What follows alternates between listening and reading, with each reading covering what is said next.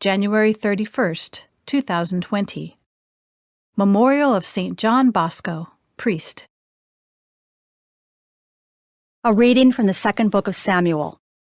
At the turn of the year, when kings go out on campaign, David sent out Joab along with his officers and the army of Israel, and they ravaged the Ammonites and besieged Rabbah. David, however, remained in Jerusalem.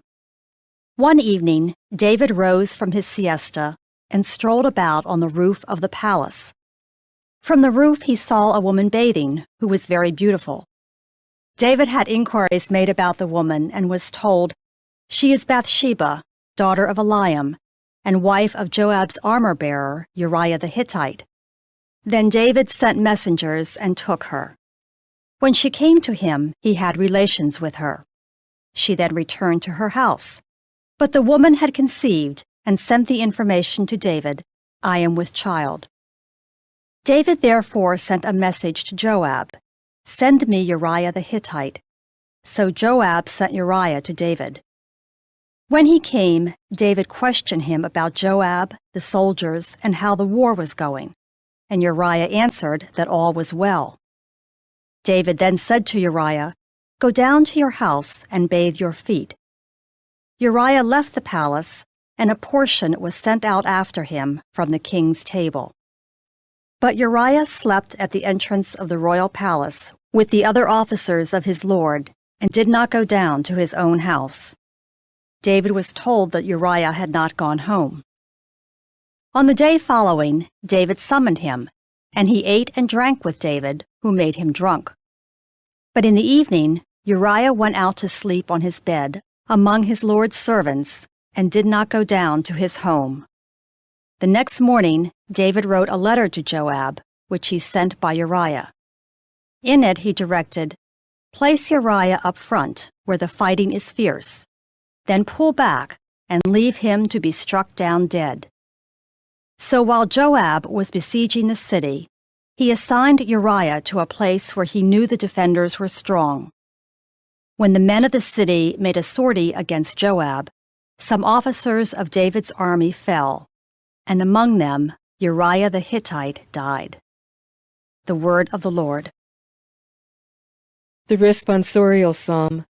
The response is, "Be merciful, O Lord, for we have sinned." Have mercy on me, O God, in your goodness. In the greatness of your compassion, wipe out my offense. Thoroughly wash me from my guilt, and of my sin cleanse me. Be merciful, O Lord, for we have sinned. For I acknowledge my offense, and my sin is before me always. Against you only have I sinned, and done what is evil in your sight. Be merciful, O Lord, for we have sinned.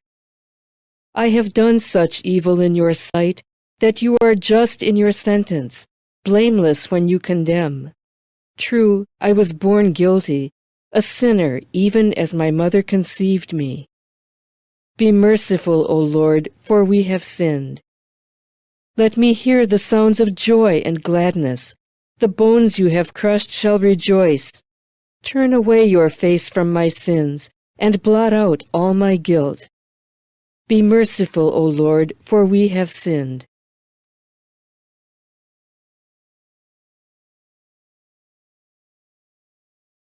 A reading from the Holy Gospel according to Mark. Jesus said to the crowds, "This is how it is with the kingdom of God. It is as if a man were to scatter seed on the land, and would sleep and rise night and day, and the seed would sprout and grow, he knows not how. Of its own accord, the land yields fruit, first the blade, then the ear, then the full grain in the ear. And when the grain is ripe, he wields the sickle at once, for the harvest has come." He said, "To what shall we compare the kingdom of God, or what parable can we use for it? It is like a mustard seed that, when it is sown in the ground, is the smallest of all the seeds on the earth. But once it is sown, it springs up and becomes the largest of plants, and puts forth large branches, so that the birds of the sky can dwell in its shade." With many such parables he spoke the word to them as they were able to understand it.